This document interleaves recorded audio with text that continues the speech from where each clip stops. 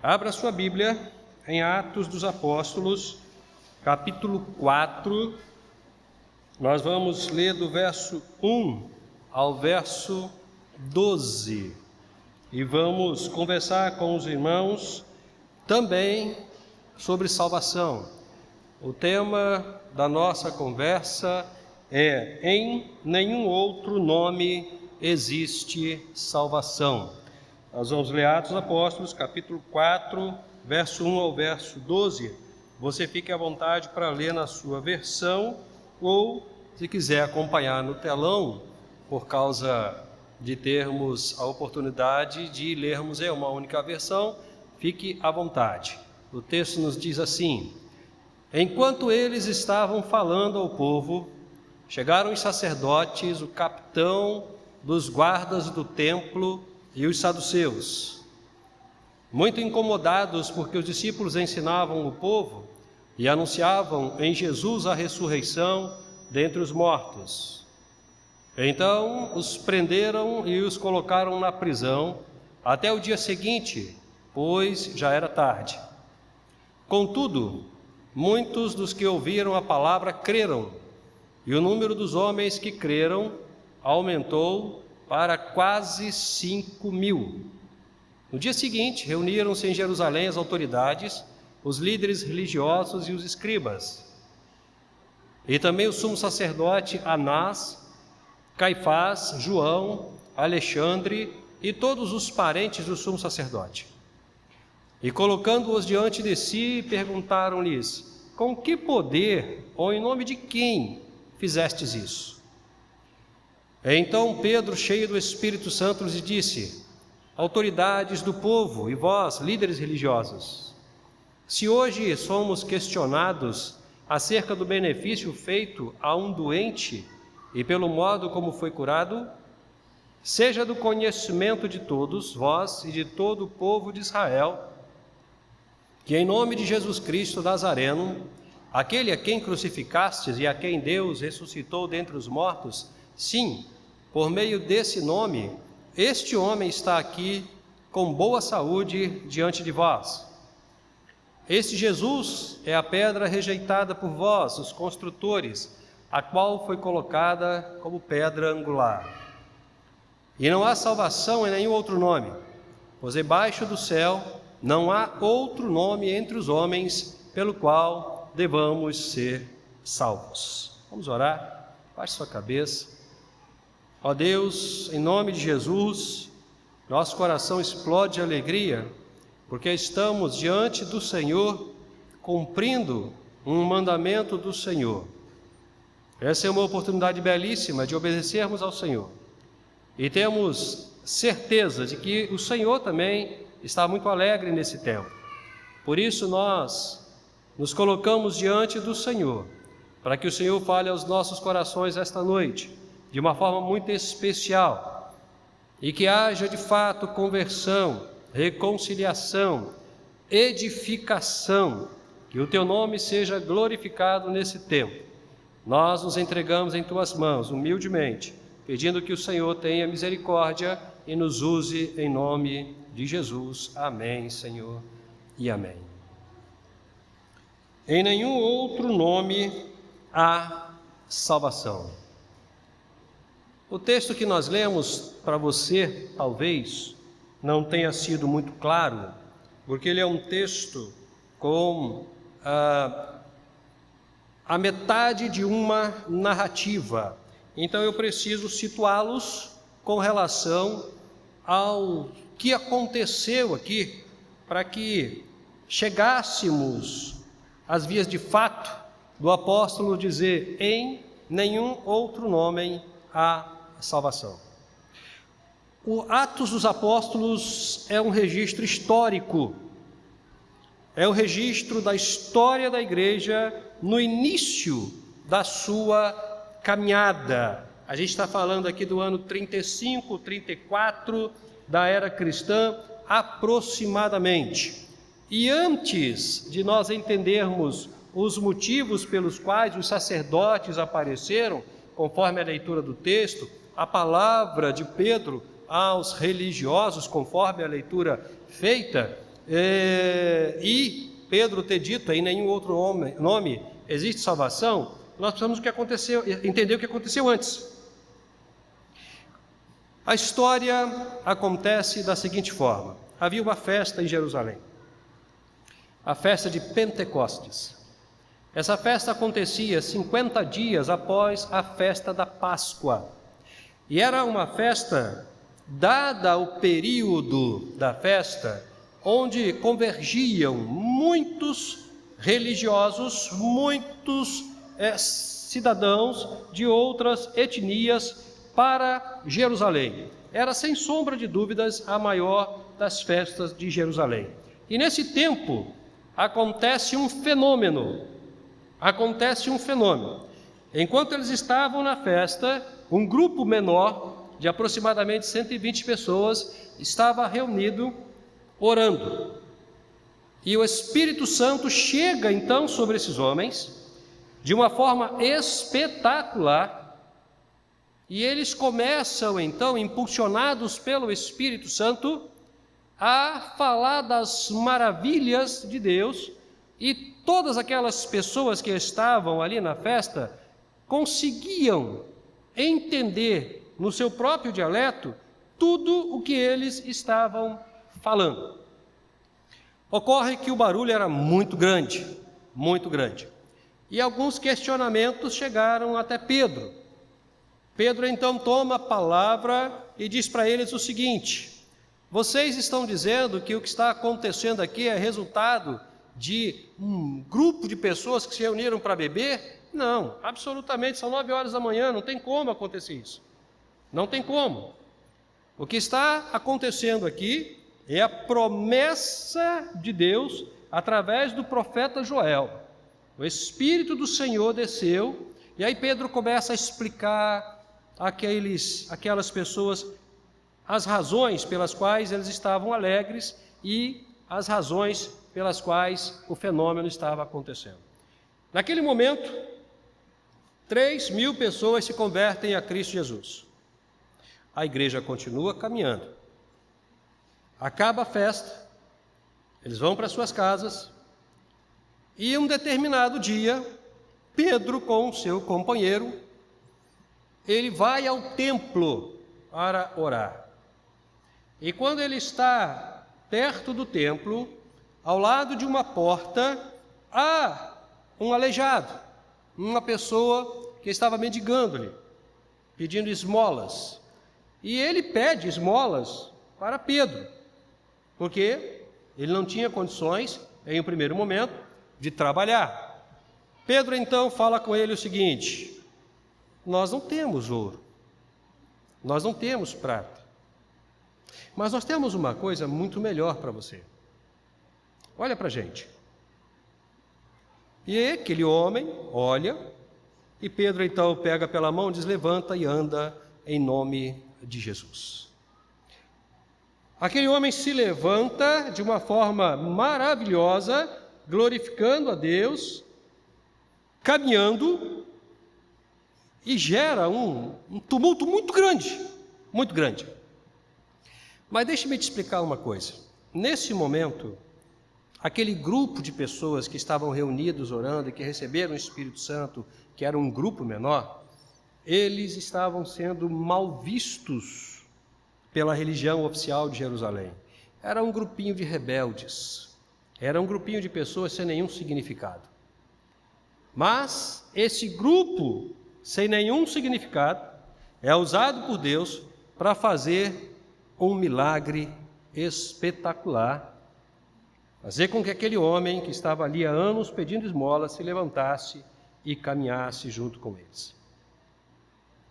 Como houve uma comoção muito grande, chegou ao conhecimento dos religiosos, dos líderes religiosos da época. E aí eles vêm e vão questionar aqueles homens humildes: o que é isso que vocês fizeram? O que está acontecendo? Por que vocês fizeram isso? E eles reconheceram o homem, porque o homem estava lá todos os dias. E aí Pedro, mais uma vez, ele pega a palavra e diz: vocês estão nos questionando a respeito de um benefício feito a uma pessoa? Pois saibam vocês, e eu já anteriormente havia falado isso na festa, que este homem se levantou não pela nossa eficácia, não pelo nosso poder. Nós não somos absolutamente poderosos, nós não somos deuses, nós somos servos de Jesus Cristo. Quem levantou esse homem foi Jesus Cristo, a quem vocês crucificaram. Mas Deus o ressuscitou no terceiro dia, e ele agora caminha conosco, e é pelo poder dele que este homem está caminhando. Óbvio que se você continuar lendo o texto, você vai ver que isso gerou consequências um tanto quanto delicadas para os discípulos de Jesus. Pois bem, um dos argumentos de Pedro, no momento da explicação, é exatamente este: o Cristo que vocês crucificaram, que Deus ressuscitou, levantou este homem, e em nenhum outro nome existe salvação. Existe a possibilidade de cura, existe a possibilidade de restauração. Em nenhum outro nome. Agora que você já conhece o contexto, já conhece a história, nós podemos continuar a nossa reflexão a partir de uma inclinação da natureza humana, que é a inclinação para alguma coisa maior e melhor. Todas as pessoas buscam coisas boas. Todas as pessoas estão constantemente em busca de coisas melhores. Melhor emprego, melhor casamento, melhor faculdade, melhoria na saúde. São inclinações da natureza humana, reconhecidamente como sendo normais. Não há nenhum problema em você buscar melhorias para a sua vida. O problema talvez esteja no caminho que você está trilhando para alcançar essas melhorias. Algumas pessoas, e aqui não vai nenhuma crítica a quaisquer religiões, nós respeitamos todas as religiões. Algumas pessoas buscam a melhoria da sua vida em religiões que, na verdade, só trazem complicações para as suas vidas. O Brasil é uma nação reconhecidamente religiosa. Se você sair aqui e for ali no bar da esquina e encontrar o homem mais embriagado do bar, e você perguntar para ele se ele acredita em Deus, ele vai dizer que acredita. Ele vai dizer que acredita. E se você disser que não acredita, que ele acredita em Deus, está arriscado ele brigar com você. Porque o Brasil é um país reconhecidamente religioso. Muitas pessoas têm buscado, através de religiões,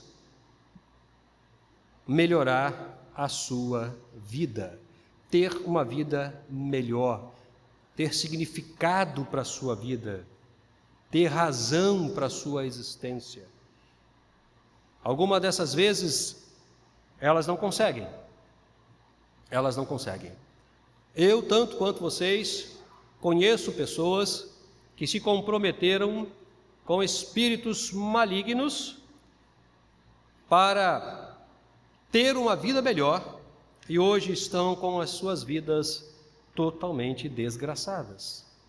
Em todos os sentidos, sem a graça e no sentido de todas as pioras possíveis para a vida delas. Algumas pessoas têm buscado em movimentos contrários até mesmo à lógica da cultura brasileira, como religiões orientais, melhorar as suas vidas e não têm conseguido. Há alguns anos atrás, eu ainda trabalhava no mundo corporativo e eu fui convidado para participar de uma reunião de um segmento religioso oriental chamado Seishono-ie. O fundador é um japonês já falecido chamado Masaharu Taniguchi. E eles tinham uma reunião em Copacabana. E eu fui nessa reunião. Eu fui a convite de um amigo meu nesta reunião. Falei para ele, olha, eu sou evangélico, ele não tem nenhum problema. Nós fomos lá na reunião, tá bom. Chegamos na reunião, eu sentei lá com eles e me chamou a atenção algumas coisas que eu achei assim, sem propósito nenhum. Primeiro, as orações, as rezas eram em japonês. Eu não conheço japonês. Eu acredito que eles também não, mas se decorava. Então estava decorado, ficava mais fácil. A segunda coisa, todas as pessoas que entravam precisavam reclinar ou se reclinar diante do quadro do fundador da religião, o senhor Masaharu Taniguchi. Como eu não reclinei, já começaram a me olhar de uma forma estranha. Terceira coisa, as músicas também eram cantadas em japonês e havia um ritual muito curioso no momento da música. E o ritual era o seguinte: você teria que bater palma, começando da esquerda para a direita. E eu perguntei por quê? Por que não pode ser da direita para a esquerda? Tem que ser da esquerda para a direita. Ninguém soube me responder. E eu fiquei prestando atenção naquilo. E alguma coisa que não deveria cochichar no meu ouvido, falou assim, bate da direita para a esquerda. Aí eu comecei a bater da direita para a esquerda. Veio uma senhora correndo na minha direção, me agarrou pelos braços, me deu uma bronca e falou, é da esquerda para a direita. Aí eu bati da esquerda para a direita porque eu não queria apanhar. E eu saí dali e perguntei para o meu amigo assim, qual é o propósito disso? Qual o objetivo disso? Por que vocês fazem isso? Vocês são brasileiros, são cariocas. Alguns anos depois, não muitos anos depois, talvez 2 ou 3 anos depois, esse meu amigo, fiel dessa seita, faleceu. E eu procurei saber o motivo pelo qual ele havia falecido. E o motivo foi a AIDS. Ele era homossexual. E a religião, a Seishono-ie, não o libertou. Não o libertou. Com todos os seus processos litúrgicos, da esquerda para a direita, se dobrando diante do quadro, não o libertou. Um bom homem, trabalhador, mas que infelizmente foi por um caminho, tentando achar salvação, solução para as suas crises e talvez até a libertação para a escravização sexual, escravidão sexual, mas ele não encontrou. Ele não encontrou. Faleceu com seu pecado.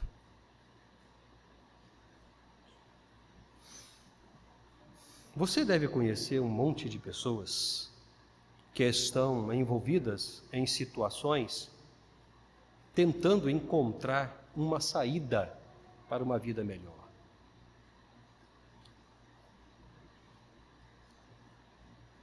Eu sou de 62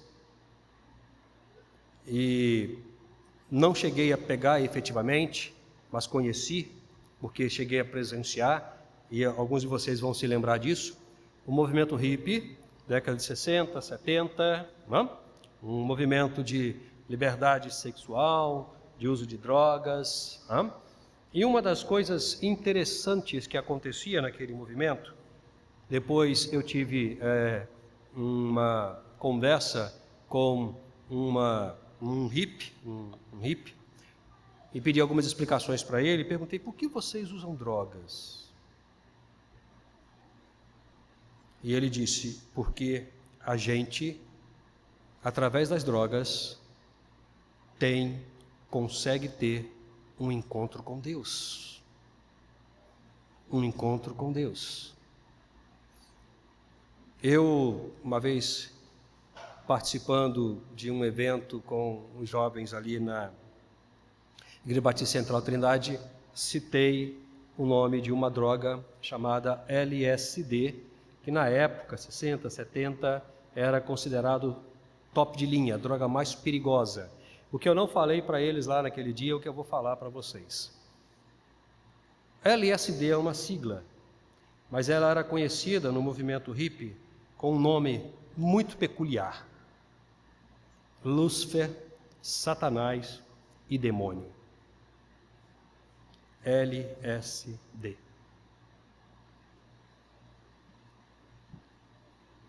Usando as drogas para ter um encontro com Deus.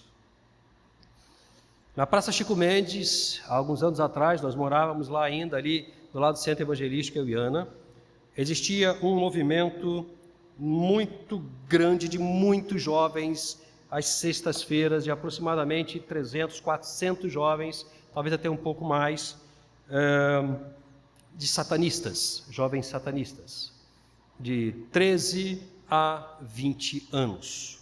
13 a 20 anos. Eles se reuniam ali na praça e ficavam até 2 horas da madrugada. E um dia eu falei com a Ana: eu vou lá, eu quero conhecer esse povo de perto.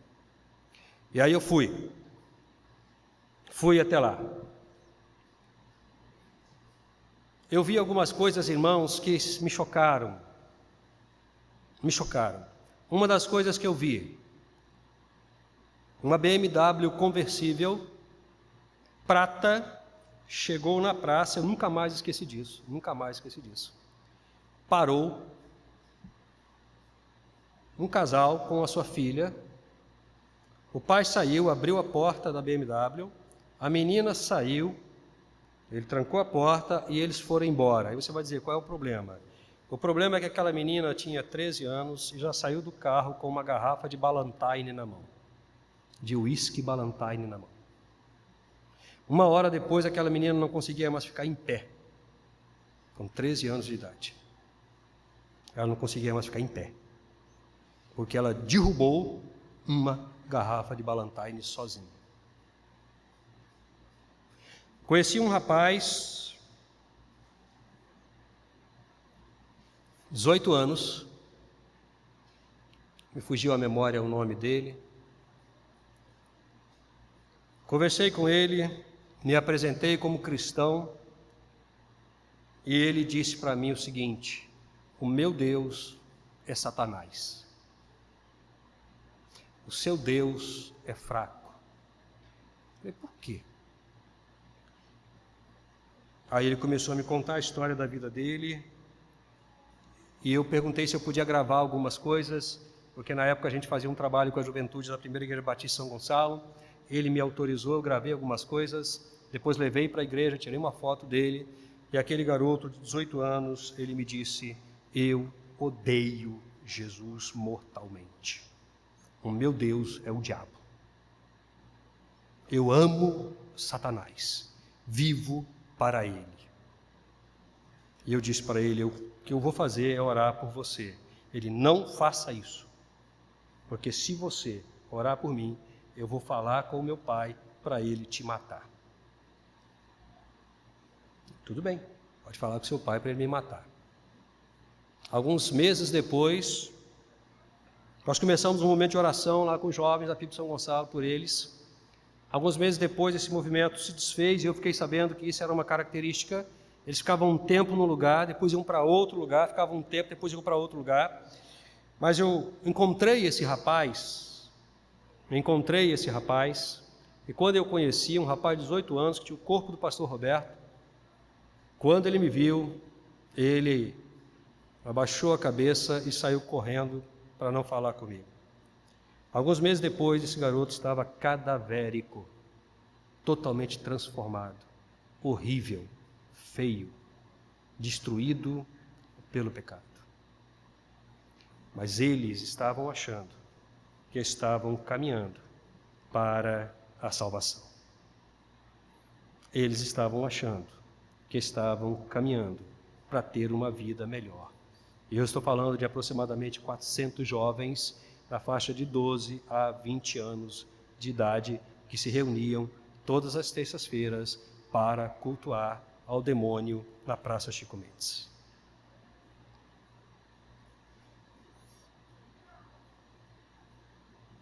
Isso pode parecer para a gente alguma coisa muito comum, porque todos os dias a gente vê isso, né? Todos os dias a gente ouve esse tipo de notícia. As pessoas estão em busca de uma vida melhor. Mas eu não conheço nenhuma pessoa que conseguiu ter uma vida melhor sem Jesus Cristo. Eu não conheço. Pode ser budista, Hare Krishna, Seixonoye, Russelita, o que quiser, umbandista, o candomblé. Nós respeitamos todas as religiões, é um direito deles serem respeitados e um dever nosso respeitá-los. Mas eu não conheço nenhum deles que conseguiu alguma coisa melhor fora de Jesus Cristo. Um último exemplo. Eu tinha um cliente, ainda no mundo corporativo, em Piabetá, pouco antes de chegar a Piabetá. Um homem extremamente inteligente, muito inteligente. Simpático, uma postura elegante, com dinheiro. E ele se tornou meu cliente, obviamente por uma questão de interesse comercial, não há nenhum problema com relação a isso. E eu o visitava uma vez por mês para resolver as questões, né, da vida financeira dele lá no banco. Esse homem uma vez me chamou e contou a história da vida dele para mim. E ele me disse: Eduardo, eu sou uma pessoa muito triste. Todos os dias eu tenho vontade de tirar a minha vida. Todos os dias eu tenho vontade de tirar a minha vida. Eu não estou aguentando mais. Conversa com seu Deus para ver se Ele pode me ajudar. E eu falei para ele o seguinte: eu posso até conversar com meu Deus, mas você tem que deixar o seu Deus, porque o que eu estou percebendo é que o seu Deus não está te fazendo bem. E ele me disse: eu não posso, porque eu sou escravo da minha religião. E ele era babalorixá do candomblé, o grau mais alto do candomblé. Aquele homem dava palestra em universidades pelo Brasil inteiro, era um intelectual, um homem com muito dinheiro, que dava atendimento espiritual para muitos empresários, para artistas de televisão. E ele me disse: eu, todos os dias, quero tirar a minha vida. Eu não posso sair, porque eu sou escravo, eu não consigo sair. Pede ao seu Deus para me ajudar.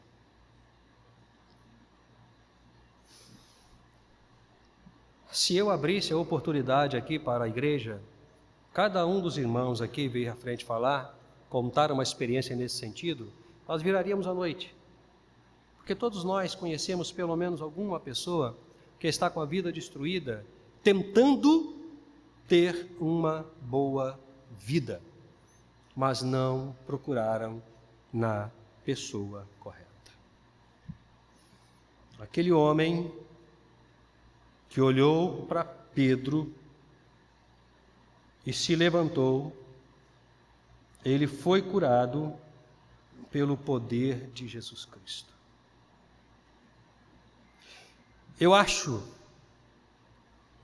Eu tenho absoluta certeza de que você é uma excelente pessoa, uma boa pessoa, e tem uma boa intenção que é a intenção de melhorar a sua vida, mas provavelmente você esteja procurando fora de Jesus Cristo. E a Bíblia Sagrada nos fala: em nenhum outro nome existe a possibilidade de uma vida melhor, porque em nenhum outro nome existe salvação. Somente em Jesus Cristo nós podemos ter uma vida melhor. Somente em Jesus Cristo nós podemos ter a libertação dos nossos pecados, dos nossos vícios, da escravidão do mal. Porque Jesus Cristo não é um líder religioso. Ele não é meramente um intelectual. Ele não é um fanático. Ele é o próprio Deus encarnado. E o que significa isso? Significa dizer que Ele é aquele que te criou, e que te sustentou, e que te trouxe até aqui, para que você pudesse ouvir essas palavras, ou mesmo através da internet. E a palavra é: para de buscar fora de Jesus salvação.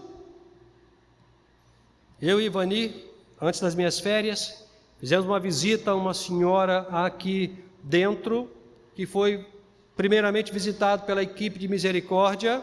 Depois a Vitória me passou o contato e nós fomos lá fazer essa visita.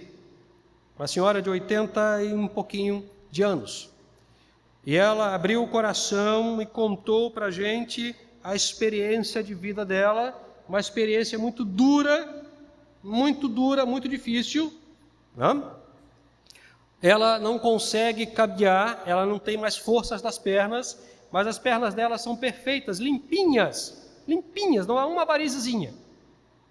E quando ela começou a contar para a gente, para mim e para a Ivani, eu pude perceber que todo o problema dela é de fundo emocional.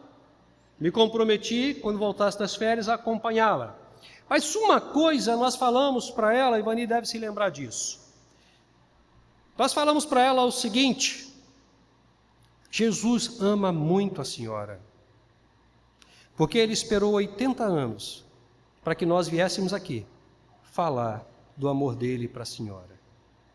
Ele preservou a senhora durante todos esses anos, para que uma equipe viesse aqui primeiro, abrisse as portas, e agora nós viéssemos aqui e falássemos para a senhora do amor de Jesus. E a palavra daquela senhora para a gente, num determinado momento, foi: vocês não vão ler a Bíblia para a gente, para mim? Percebe como as pessoas estão sedentas? Percebe como as pessoas estão sedentas? Porque elas não estão buscando em Jesus. Lembra? Quando Jesus conversa com a mulher samaritana, Ele diz: vai sair rio de você, e você não vai mais ter a sede que você tem, a sede religiosa, a sede existencial, você não vai ter mais. Muitas pessoas estão hoje necessitando dessa água, porque estão tentando de todas as formas encontrar a solução para os seus problemas, mas não conseguem, porque não beberam da fonte correta, não tomaram da água certa, que é Jesus Cristo. Então eu queria, nessa noite, afirmar para você, para que você entenda definitivamente: somente em Jesus você vai encontrar a salvação, a solução para a sua angústia, para a sua crise, para a sua dor existencial e emocional, para a solução dos conflitos do seu lar, para o seu casamento destruído, para o seu filho rebelde envolvido com coisas ilícitas, ou mesmo você se libertar da escravidão, do pecado, do vício, porque Ele te criou, Ele te conhece e Ele está te dando a oportunidade de ter um encontro com Ele essa noite. Pense sobre isso. Eu te dei muitos exemplos aqui. Muitos exemplos de pessoas que buscaram em caminhos completamente equivocados em movimentos completamente equivocados a solução para a sua vida, mas só se afundaram nos seus problemas. Mas em Jesus, e somente em Jesus, você vai encontrar a libertação.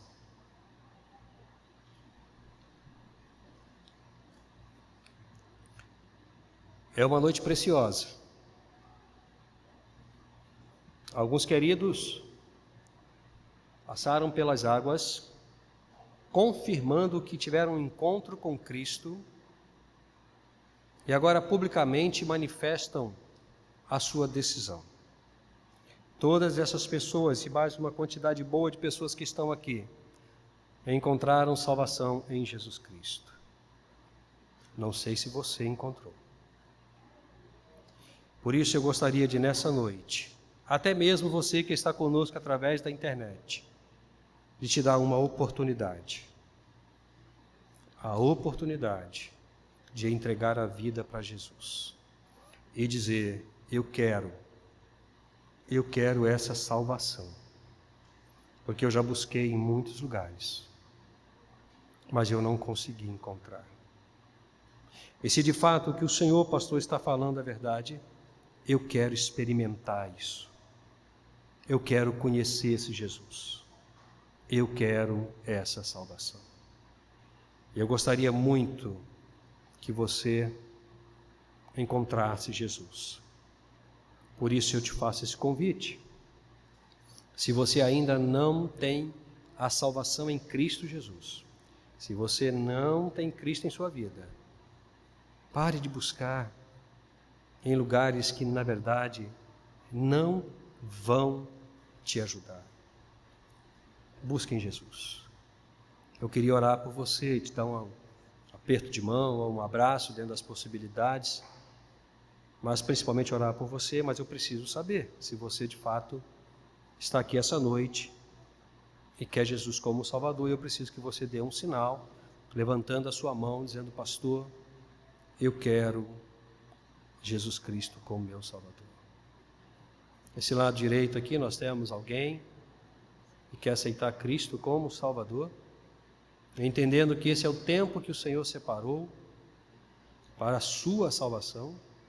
Pare de buscar em movimentos que, na verdade, não vão te trazer salvação. Ao meu lado direito, apenas um sinal para que eu possa estar orando por você. Apenas um sinal, não temos. Ao meu lado esquerdo, nós temos alguém que quer entregar a vida para Jesus. Pastor, eu quero essa salvação, porque eu não aguento mais, eu tenho buscado em todos os lugares, mas não consigo, não tenho paz, eu não consigo, eu quero Jesus. Temos.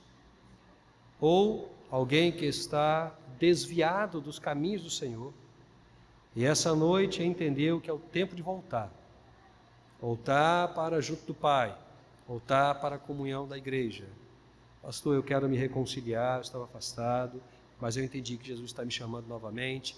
Dê um sinal para que eu possa estar orando por você, abençoando a sua vida, a minha direita, a minha esquerda. Obviamente eu não posso fazer isso com quem está nos assistindo pela internet, mas eu entendo que se você que está conosco através da internet deseja entregar a sua vida para Jesus ou se reconciliar, nos procure, venha participar dos nossos cultos e nós teremos a alegria de orar por você. Eu não vou insistir, porque eu entendo que quem precisa de Jesus é você. Jesus não precisa de você, mas você precisa de Jesus. Eu não vou insistir. Vamos orar.